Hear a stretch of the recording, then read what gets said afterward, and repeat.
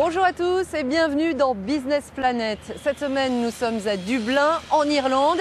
Ici, comme partout ailleurs dans le monde, la consommation d'électronique explose, les déchets qu'elle génère aussi. Un problème qu'une PME a su transformer en opportunité de business. Regardez. Produire des ordinateurs éco-responsables et quasi sans déchets, c'est le défi relevé par Paul Maher. Il y a 3 ans, son entreprise a décroché le tout premier écolabel européen décerné à un fabricant de PC. Ces ordinateurs sont recyclables à 98% contre 38% seulement pour leurs équivalents conventionnels et consomment moitié moins d'électricité. Nous n'utilisons ni mercure, ni plomb, ni PVC, ni plastique.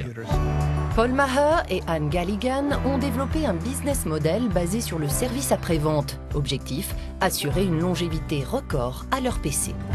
Le design modulable de nos ordinateurs les rend faciles à améliorer, à réparer et à mettre à jour. Tous nos PC ont des châssis en bois neufs ou recyclés, de sorte qu'il n'y en a pas deux semblables. C'est ce qu'on appelle l'économie circulaire. Tout, ou presque, est réutilisable. En fin de vie, les éco-ordinateurs pourront servir de caisse enregistreuse ou encore d'éclairage d'urgence. Aujourd'hui, l'entreprise de 25 salariés génère un chiffre d'affaires annuel de 1,5 million d'euros en Irlande. Elle vise les 10 millions d'euros dans 5 ans et compte tripler ses effectifs grâce à des partenariats en Europe. Notre business model peut être répliqué partout dans le monde.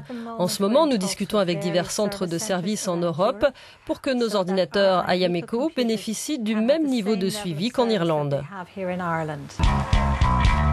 Ce modèle d'économie circulaire peut-il s'adapter à tous les secteurs? Nous avons posé la question à un expert irlandais.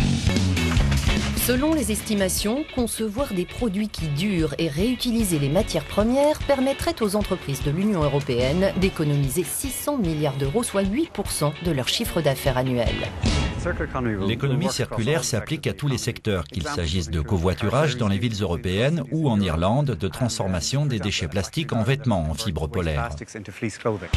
Le passage à l'économie circulaire pourrait générer jusqu'à 580 000 emplois en Europe, et ce, tout en contribuant à lutter contre le réchauffement climatique.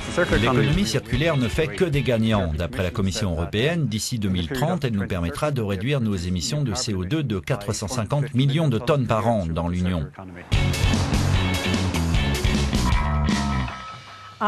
Nos clés du succès tiennent dans la conception et le développement de produits environnementaux supérieurs dotés de plusieurs vies et usages.